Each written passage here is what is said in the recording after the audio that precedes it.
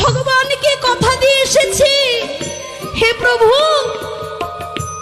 যতই মায়ার সংসারে যাই, যতই কিছু পাই না কেন, আমি তোমাকে ভুলবো না, তোমার চরণ ছাড়া হব না।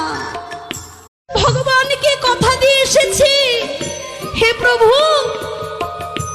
যতই মায়ার সংসারে যাই, যতই কিছু পাই না কেন, আমি তোমাকে ভুলবো না, তোমার চরণ ছাড়া হব না। ভগবানকে কথা দিয়ে এসেছি, হে প্রভু,